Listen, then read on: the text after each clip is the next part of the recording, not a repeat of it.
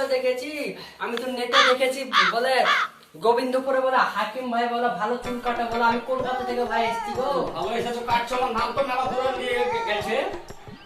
তোমার নাম মোটামুটি দিল্লি পর্যন্ত চলে গেছে গো ভাই। তো আইসো, চোখে নিয়ে দেখো, এই একদিন কাটলে আর ভুলবো না। বলছি ক টাকা? 80 টাকা দিচ্ছি। ঠিক আছে। 100 টাকা দিচ্ছ, এখন মেলা সেলুন হয়েছে তো আমরা আর আর কি বলবো, আমার চুল কাটা দেখে আমি কলকাতা থেকে এসেছি প্লেনে করে। যার কেটেছি সেই নাম করে গেছে।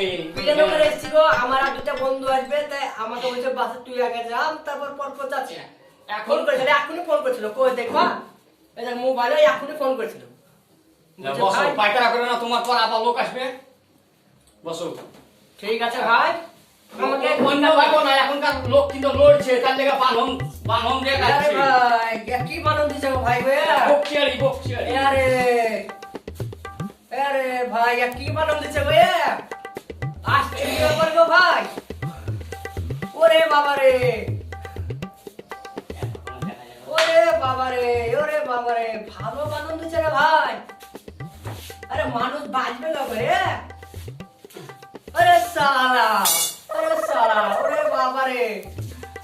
হাগত মধ্যে ই দিয়েছে ভালো যে কাপড় দিয়ে তুমি দিচ্ছে বস্তা, সোয়েটার বস্তা দিচ্ছ নাকি? এখন এটাই, ওটা তো নোংরা হচ্ছে, তার লেগে এটাই এখন ব্যবহার করছি। দেখো বা ভালো করে চুল কাটো না। ওরে বাবারে, ওরে বাবারে, ওরে বাবারে, বাবারে বাবারে, ও যা যা, ওরে বাবারে, বাপরে বাপরে বাপরে, চুল কাটা হচ্ছে না কি? ঠিক আছে।